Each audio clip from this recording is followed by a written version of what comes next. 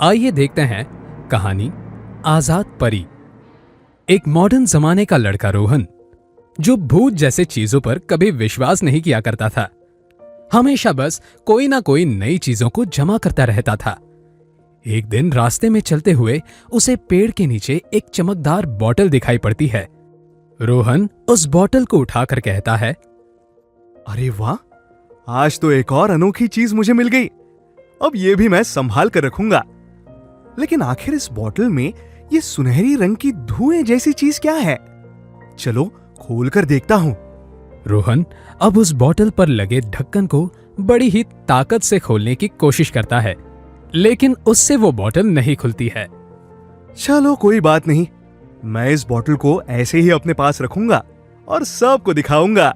ये है।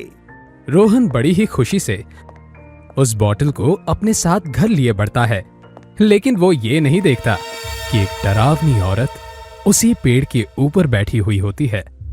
रोहन अब उस बॉटल को घर ले आता है और अपने बैग के एक जेब में उस बॉटल को बड़े ही संभाल के रख लेता है।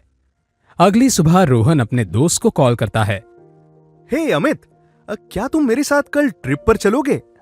हाँ रोहन, क्यों नहीं, कल हम सुबह सुबह ही ट्रिप के लिए निकल जाएंगे। ठीक है, तो कल सुबह मिलते हैं। तुम तैयार रहना। बाय। अगली सुबह रोहन अपने सारे सामान और कलेक्शंस को अपने बैग में डालकर ट्रिप के लिए रेडी होता है। रोहन और अमित अब एक बस में बैठ जाते हैं।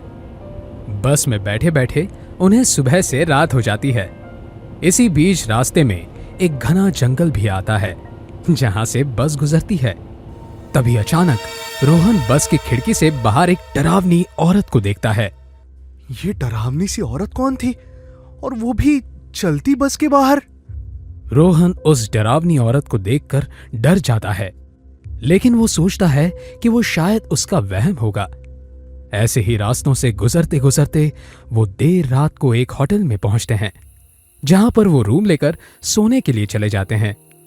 इसी बीच रोहन को कुछ खाने का मन करता है, तो वो बिना अमित को डिस्टर्ब किए खुद ही होटल के बाहर खाने चला जाता है। कुछ दूर चलते चलते अचानक से वही डरावनी औरत एक बार फिर से उसे दिखाई पड़ती है। ये औरत यहां भी? रोहन की आंखें खुली की खुली रह जाती है। उसके शरीर में डर के मारे कंपन होती है। रोहन उसी डरावनी औरत को देखकर बेहद ही डर जाता है और वहीं से उल्टे पांव होटल की तरफ भागता है। रोहन भागते भागते जल्दी से अपने रूम में वापस आकर लेट जाता है और पूरी रात उसी डरावनी औरत के बारे में सोचता रहता है। दूसरे दिन की सुबह रोहन और अमित ट्रैकिंग पर जाने का प्लान करते हैं और सुबह सुबह ही निकल जाते हैं। कुछ दूर चलने के बाद, रोहन, अब शायद हमें एक ब्रेक लेना चाहिए, मैं अब और आगे नहीं जा सकता। हाँ अमित, तुम सही कह रहे हो, अब शायद हमें एक ब्रेक ले ही लेना चाहिए। दोनों अब एक गिरे हुए पेड़ पर कुछ देर आराम करते हैं और पानी वगैरह पीते हैं। अमित, क्या तुम मेरे कलेक्शंस को देखना चाहोगे? क्यों नहीं, जरा मैं भी तो देखूं कि आखिर तुमने ऐसी क्या चीजें जमा की है। रोहन अपनी सारी चीजें एक एक करके अमित को दिखाता है, लेकिन अमित को सबसे ज्यादा वही बोतल पसंद आती है। आखिर इस बोतल के अंदर क्या है, मैं इसको खोल के देखता हूं। लगता है ये मेरे हाथ से नहीं खुलेगी। अमित भी रोहन की तरह उस बोतल पर लगे ढक्कन को बड़ी ही ताकत से खोलने की कोशिश करता है, लेकिन उससे वो बोतल नहीं खुलती है। अमित हार मान के रोहन को बोतल वापस कर देता है। इसके बाद वो एक बार फिर से चल पड़ते हैं। कुछ दूर चलते ही उन्हें एक पुरानी हवेली दिखाई पड़ती है। अमित, वहां देखो, एक पुरानी हवेली। लगता है उसमें कोई भी नहीं रहता होगा। हाँ हाँ रोहन, देखने में ये हवेली बहुत बड़ी है और लगता है यहाँ कोई भी नहीं होगा। क्यों ना हम इसके अंदर चलकर देखें? हाँ हाँ, क्यों नहीं, चलकर देखें तो। क्या पता हमें इसके अंदर से कोई अनोखी चीज ही मिल जाए। रोहन और अमित उस हवेली में जाने के लिए एक्साइटेड थे, लेकिन उतने ही वो डरे हुए भी थे। दोनों के हवेली के अंदर जाते ही उन्हें वहां कई पुरानी चीजें दिखाई देती हैं, जैसे कि वो किसी महाराजा की हवेली हुआ करती थी। उस हवेली में जाते ही वो दोनों अलग अलग कमरों में जाकर चीजों को देखने लगते हैं अमित जब वहां रखी चीजों को देखता रहता है तब वो एक कमरे के पास जाकर पहुंचता है, जहां पर वो देखता है कि किसी के पैरों के निशान कमरे के अंदर जा रहे हैं। अरे आखिर इस वीरान हवेली में ये किसके पैरों के निशान हैं? ऐसे वीरान हवेली में पैरों के निशान को देखकर अमित बेहद ही डर जाता है, लेकिन थोड़ी हिम्मत दिखाकर अमित उस कमरे के अंदर जाता है और वो देखता है कि कोई औरत वहां उस कमरे में खड़ी हुई है। अमित धीरे धीरे अपने कदमों को उस औरत की तरफ बढ़ाता है कि तभी उसे वो औरत के रोने की आवाज आती है। ये वही औरत होती है जो कि रोहन को अक्सर दिखाई देती है। अमित जैसे ही उस औरत के पास पहुंचता है वो मुड़कर अमित का हाथ पकड़ लेती है, जिससे अमित के शरीर में कंपन हो जाती है और वो फौरन ही उस जगह से चिल्लाता हुआ रोहन को आवाज लगाता है, रोहन, रोहन, बचाओ, रोहन, यहाँ पर कोई है, रोहन, बचाओ। इतने में रोहन अमित की आवाज सुनकर उसके पास दौड़ता है। क्या हुआ अमित? तुम इतने डरे हुए क्यों दिखाई दे रहे हो? वहां उस कमरे में कोई है। अरे आखिर इस वीरान हवेली में कौन होगा? लेकिन मैं वहां पर जाकर चेक करता हूँ। रोहन एक बार उस कमरे में जाकर चेक करता है, लेकिन उसे उस कमरे में कोई भी दिखाई नहीं पड़ता है। अमित उस औरत को देखकर इतना डर जाता है कि वो उस हवेली से बाहर चला जाता है। अमित के बाहर जाते ही रोहन भी बाहर आने लगता है कि तभी उसे पैरों के निशान दिखाई पड़ते हैं। रोहन अब उन निशानों का पीछा करते करते वो एक कमरे पर जाकर खत्म हो जाते हैं। रोहन देखता है कि वहां पर वही डरावनी औरत खड़ी हुई है। इस बार वो औरत रोहन को इशारा करके पास आने को कहती है कि मेरी मदद करो।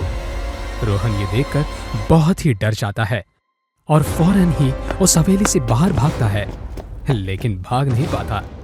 वो बार बार घूमकर वहीं पहुंचा जा रहा था। रोहन, तुमने क्या वहां पर किसी औरत को देखा? हाँ, वो औरत मुझे कई दिनों से दिख रही है। मतलब? वो मुझे भी नहीं पता। इस घटना के बाद अमित के दिमाग में एक ख्याल आता है कि कहीं वो भूत हमसे कुछ कहना तो नहीं चाहती, क्योंकि अगर नुकसान पहुंचाना होता तो कब का पहुंचा चुकी होती। अब अमित और रोहन उस हवेली से बाहर निकल आते हैं और उन्हें पूरा विश्वास था कि वो औरत फिर से उनके सामने जरूर आएगी। और ऐसा ही हुआ। जैसे ही वो अपने होटल में पहुंचते हैं तो वो औरत उनके सामने खड़ी थी और रोते हुए कहती है, बच्चों, मुझे किसी ने कई साल पहले एक बोतल में बंद कर दिया था और मैं उसे आज़ाद नहीं हो पा रही हूँ। और ये जो रूप तुम लोग मेरा देख रहे हो वो मेरा असली रूप नहीं है। मुझे अब अपने असली रूप में तुम लोग ही ला सकते हो और वो तब होगा जब तुम लोग मुझे आज़ाद करवाओगे। रोहन और अमित ये बात सुनकर चौंक जाते हैं। बोतल की बात सुनते ही रोहन सब समझ जाता है और बोलता है, कहीं आप उस बोतल की बात तो नहीं कर रही जो मेरे पास है? हाँ, मैं उसी बोतल की बात कर रही हूँ। तुम्हें उस बोतल को तोड़ना होगा जिससे मैं आजाद हो जाऊं। अरे इसमें क्या बड़ी बात है, अभी तोड़ देते हैं हम। ऐसा बोलकर रोहन और अमित बोतल को जमीन पर दे मारते हैं, लेकिन बोतल नहीं टूटती है। अरे बच्चों, इसको तोड़ना इतना आसान नहीं है। इसके लिए तुम्हें इस बोतल को आग में डालना होगा, तब जाके ये बोतल टूटेगी। रोहन और अमित बोतल को लेकर तुरंत होटल के बाहर चले जाते हैं और एक कुछ लकड़ियां लाकर उसमें आग लगा देते हैं और फिर उस बोतल को उसमें डाल देते हैं। बोतल डालते ही वो डरावनी औरत एक सुंदर परी में बदल गई और बोली, तुम लोगों को बहुत बहुत धन्यवाद।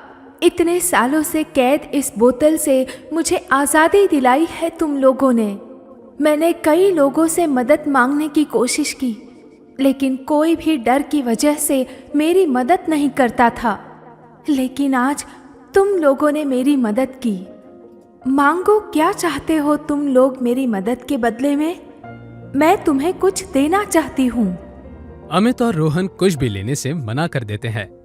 इससे वो परी और खुश हो जाती है और उनको हमेशा खुश रहने का वरदान देकर आसमान की तरफ उड़ जाती है। अब वो अपने आगे के सफर के लिए आजाद हो जाती है। ये देखकर वो दोनों बहुत ही ज्यादा खुश हो जाते हैं।